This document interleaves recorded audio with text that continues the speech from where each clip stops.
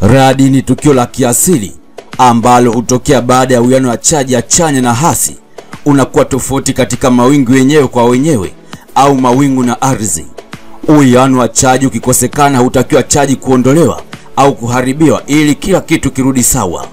Sasa katika hatua ya anga la dunia kujisawazisha au kujiweka sawa kwa kuondoa hizi chaji, basi ndipo radi hutokea.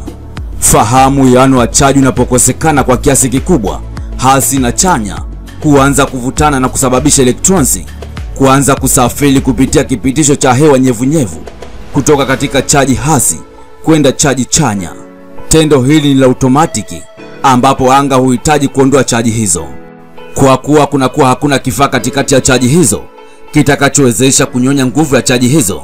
Maana yake chaji hizo hukutana zikiwa na nguvu yake yote, na hivyo shoti hutokea kwa kugongana kwa chaji hizo, na hapo discharge huwa imefanyika. Radi inayotokea kati ya mawingu na mawingu haina madhara sana kwa viumbe waliopo ardhini, sababu mchakato wa kuondoa chaji ya anga hutokea huko bila kufika ardhini. Ndio maana si kila radi na madhara. Radi yenye madhara zaidi kwa viumbe ni ile ambayo chaji yake inaondolewa kupitia hii ndio radi mbaya na yenye madhara kwa viumbe hai, iwe mimea au wanyama, hata binadamu. Kwa kawaida vitu vilivyo katika ardhi ndio hubeba chaji chanya, mfano majengo, milima, miti, minara, binadamu na wanyama. Lakini wingu au anga ndio hubeba chaji hasi. Ndio maana huwa unaona radi huanzia katika anga kushuka chini na sio chini kwenda juu.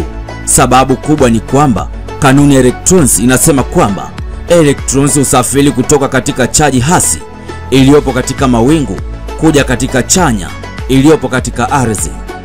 Mchakato wa kutengeneza chaji hupitia katika hatua mbalimbali hadi pale uwiano wa chaji unapokosekana na kuanza kuvutana. Kinachochochea radi kutokea ardhi ni mawingu ya mvua ambayo husogea jirani sana na ardhi kipindi cha mvua, hasa na kusogeleana na kitu kirefu zaidi juu ya ardhi eneo hilo. Kujisogeza kwa mawingu hayo husababisha electrons kusafiri kwa spidi ya takribani 200,000 mph kuelekea ardhini. Kitendo hiki hushawishi zaidi mvutano wa chaji hizi, ambapo hali hii husababisha kitu kinachoitwa sugar jumping, ambapo husababisha kusawazishwa rasmi kwa safari ya electrons kupitia hewa. Radi ikiwa inatokea husafirisha chaji toka katika anga kwenda ardhini kwa spidi ya bilioni 3 kph kwa ajili ya kusafirisha chaji kiasi cha takribani bilioni 1 voltage DC kwenda kuzitupa ardhini. Ni kiwango kikubwa sana cha umeme. Kiasi cha voltage takribani bilioni 1 za DC hutakiwa kuharibiwa kwa msaada wa ardhi na vilivyomo. Hivyo kama ni miti itasaidia, kama ni binadamu atasaidia, kama ni wanyama atasaidia hadi chaji ifike voltage 0 kwa sekunde chache tu. Mlio wa radi na mwanga vinasababishwa na nini? Mlio wa radi hutokana na mabadiliko ya ghafla ya joto katika hewa. Atoms za hewa zinapobadilika ghafla kutokana na joto linalosababishwa na msuguano wa chaji, yaani chaji mbili ya chanya na hasi. Kiasi cha joto hilo kubwa na la ghafla ndio husababisha kutokea kwa sauti unayoisikia kama vile kimepasuka au kuchanika.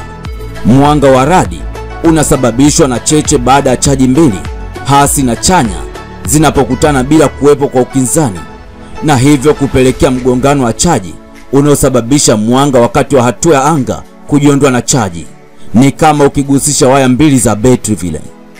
Wengi hujiuliza, radi inaweza piga sehemu moja mara mbili? Ndiyo, radi inaweza kujirudia sehemu moja mara nyingi zaidi, kwa sababu sehemu hiyo inakuwa katika mwinuko ambao unashawishi radi kutua. Je, ndege inaweza pigwa na radi? Ndiyo, kama ikipita eneo ambalo mkanda wa radi unapita, hasa radi la ardhi na anga. Mara nyingi kuepuka hii, ndio maana ndege nyingi huepuka kupita maeneo yenye mwinuko wa ardhi, miti na milima. Hupendelea kupita baharini ambako mwinuko wake ni mdogo, hivyo radi ni nadra kupiga huko. Kuna wanyama wanaweza kukinga na radi? Hapana, hakuna mnyama anayeweza kujikinga na radi. Baadhi ya wanyama huonekana wakijitikisa wakati radi inapopita, sababu hapo sensitive na sauti ya radi, mfano kondoo na sokwe. Je, kuna radi za kishirikina? Sifahamu hilo. Sababu sijawahi kushuhudia au kusoma radi namna hiyo.